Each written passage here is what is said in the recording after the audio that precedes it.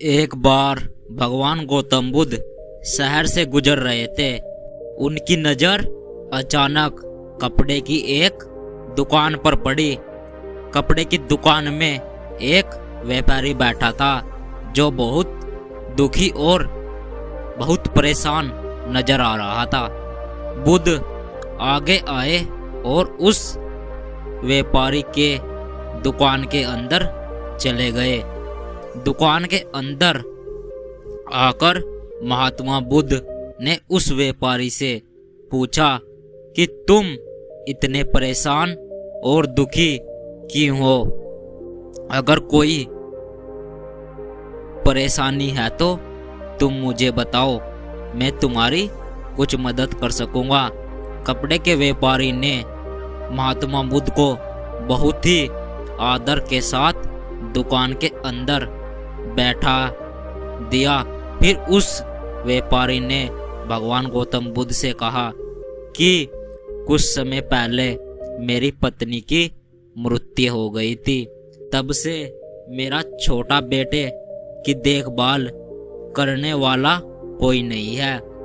इस कारण मैं हमेशा उसे अपने साथ दुकान पर लेकर आता हूँ, लेकिन मेरा बेटा दुकान पर आने वाले हर ग्राहक की पगड़ी उतारकर फेंक देता है और कई बार तो उनका सामान ही उठाकर दुकान से बाहर फेंक देता है। मैंने उसे बहुत बार अपने पास बैठाकर प्यार से समझाया, हर तरह से समझाने की कोशिश भी की, लेकिन यह कुछ भी समझने को तैयार नहीं है। इसकी इन्हीं हरकतों की वजह से मेरे सारे ग्राहक अपना अपमान समझकर वापस चले जाते हैं। इस कारण से मेरी दुकान पर धंधा चौपट हो रहा है। अब तो यह स्थिति हो गई है कि मेरी दुकान पर कोई ग्राहक आना ही नहीं चाहता। अब बुद्ध बताए मैं क्या करूं? महात्मा बुद्ध उसकी बात सुनकर मुस्कुराए और बोले, बस इतनी सी बात, तुम चिंता मत करो, इसमें मैं तुम्हारी मदद कर सकता हूं, लेकिन तुम्हें मुझसे एक वादा करना होगा। जो कुछ भी मैं करूंगा और जो भी कहूंगा उसमें तुम दखल अंदाजी नहीं करोगे, ना ही मुझसे कोई प्रश्न करोगे। तब व्यापारी ने भगवान बुद्ध से वादा किया और कहा, आप जैसा कहेंगे मैं वैसा ही करूंगा। अगले दिन गौतम बुद्ध पगड़ी पहनकर उस व्यापारी की दुकान में आए और एक ग्राहक की तरह आकर बैठ गए। व्यापारी का बेटा आया और उसने गौतम बुद्ध की पगड़ी को उतारकर फेंक दिया।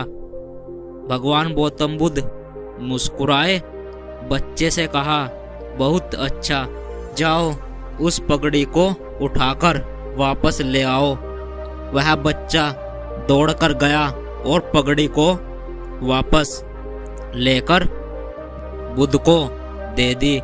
अगले दिन भगवान गौतम बुद्ध फिर उस व्यापारी की दुकान में आए। वह अपने साथ लकड़ी और कुल्हाड़ी लेकर आए। उस लड़के ने फिर से बुद्ध की पगड़ी को उतारकर फेंक दिया। बुद्ध ने उस लड़के को अपने पास बुलाया और लकड़ी और कुल्हाड़ी देते हुए कहा, जाओ इस लकड़ी को काटकर ले आओ। लड़का कुल्हाड़ी और लकड़ी लेकर बाहर चला गया। व्यापारी को यह देखकर थोड़ा डर लग रहा था कि वह कहीं उसके बेटे को चोट ना लग जाए, लेकिन उसको अपना वादा याद था।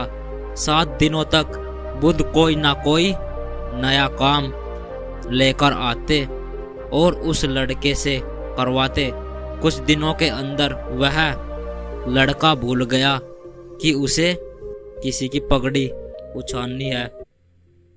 व्यापारी यह देखकर बहुत खुश हुआ और उसने गौतम बुद्ध को धन्यवाद कहा। अब यही हाल हमारे मन का है। अगर हम अपना मन को अपने हिसाब से काम नहीं करेंगे तो मन अपनी मर्जी से काम करने लगेगा।